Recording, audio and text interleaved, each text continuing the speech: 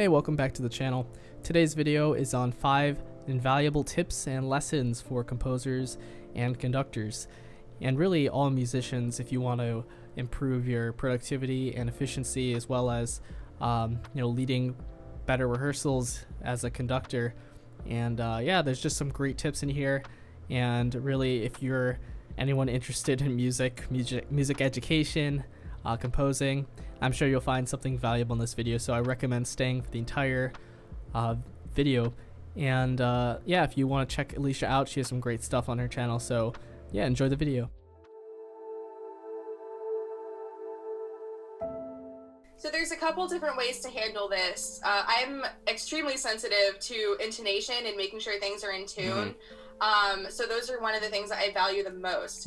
Because of that, in every rehearsal that I conduct, or even with private lessons, like when I'm teaching or something, ear training and things like that, like the fundamental of that is a big part of what I do.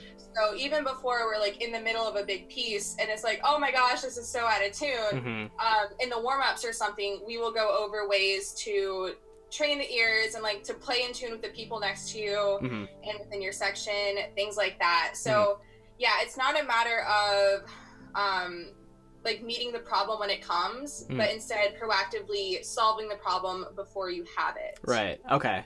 That's good. And in a similar way, when we're having to deal with, I guess, tempo-wise, you're just staying locked in to the tempo that you're giving the players. What's a good way of going about that? The way I did it for my string quartet, it's 4 players, so that they're always watching me and things like that. But I did have a metronome going for the first few rehearsals, just so we're all locked in. Obviously, it's not like customary to conduct a string quartet because usually they're dependent on themselves, but we had limited time, so I think it was good that I was there, and my piece had a lot of weird time changes. But in terms of just like locking in, is having a metronome that everyone can hear, is that a useful strategy in your experience? It depends on the setting, I would say, and it also depends on the level that the musicians are at. In general, like let's take an average. Let's say we're working with a high school band, because you could have different levels there. A metronome could be effective. Personally, so I'm really big on pitch, but I'm really bad at rhythm, and so it's something that I've had to, like, it didn't come naturally, so I had to really work on it myself. So establishing like the subdivision was really big for me, and then feeling it in my body. So those are the 2 things that worked for me, and so those are the things I try to work with like my musicians with whenever it comes up. Yeah, so this comes with experience, and it not necessarily like being on the podium and like being able to play with those things, but instead knowing what you want to hear before you can hear it, if that makes sense. So yeah, listening to recordings obviously aren't the best, but it's all we can really do right now. So listen to it and like analyze, what about this sonority sounds good to me? And I had a clinician once in high school who did this exercise where start with the lowest instrument. I think this is standard, so maybe you have experience with it. But he started with like the tubas, and then so they would play, and then the trombones and euphoniums, he would say, okay, fit your sound inside of this sound. Of tubas. And then we went all the way around. And the way it transformed how we sounded as an ensemble was so mind-blowing to me. Like as a trumpet player, just like, whoa, we sound so different. So that's a tool I've kept in my pocket and I use with bands. So. Oh, fantastic. Yeah.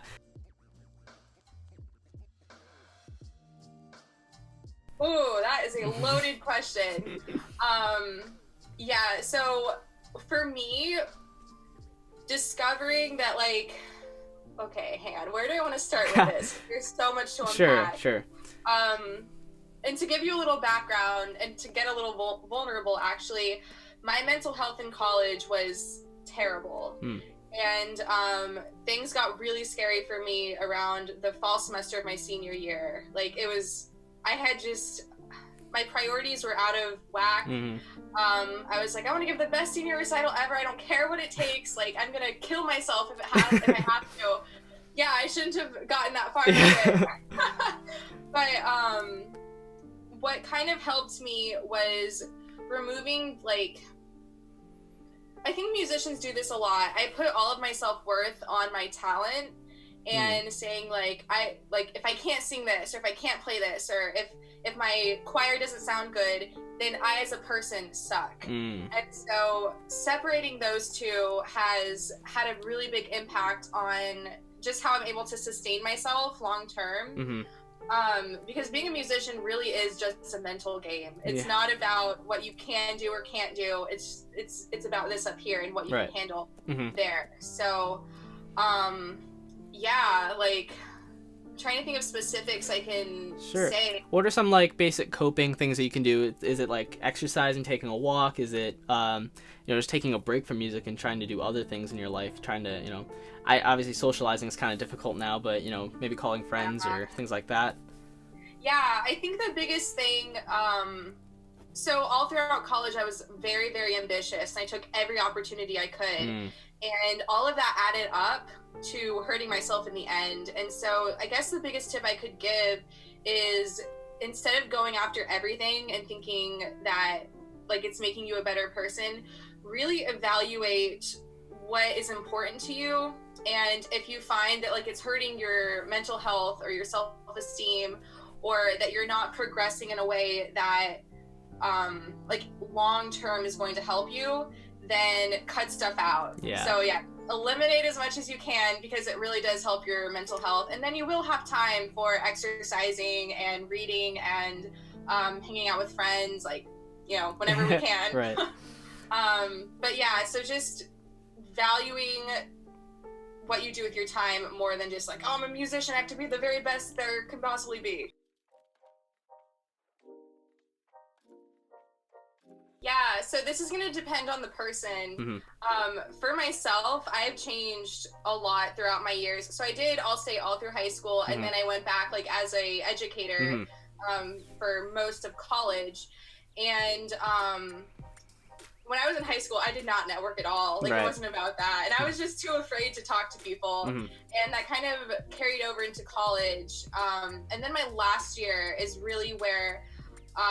because I'm an introvert and because I don't like talking to people, I was like, I'm going to put myself in this uncomfortable position and make it my goal to make connections.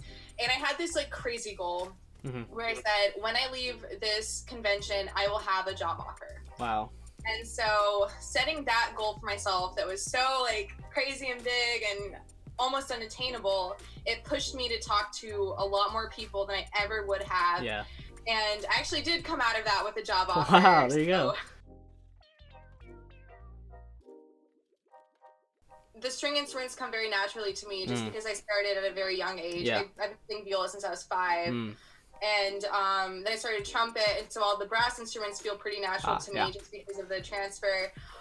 Woodwinds are by far, like, the ones I'm worst at. And I had a job in college where I had to... So I was an administrator of a music school, but I had also like the rental side of it. So I had to rent the instruments to people, and therefore I had to, like, do demonstrations on all of them. And when it came to the saxophone and especially the flute, I just could not, like, it was very, very difficult for me to just make a sound. Like, I knew all the fingerings, like I could play songs, it would just sound really bad. So in that case, like, I know this is a basic, like, tip, but just, like, take a couple lessons with someone, have them explain, like, how things work. And if you have experience with other instruments, a lot of the information can transfer.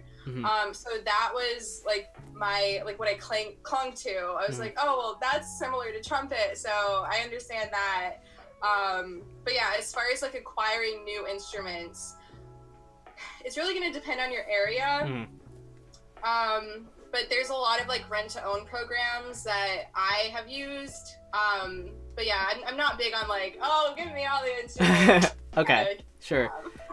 Yeah, I know a lot of... There's some good composing channels online, and they're like, one of their biggest tips is just to get as many as you can. So whenever you have the opportunity, just grab a new instrument, learn it, just because you can increase your tool belt, I guess.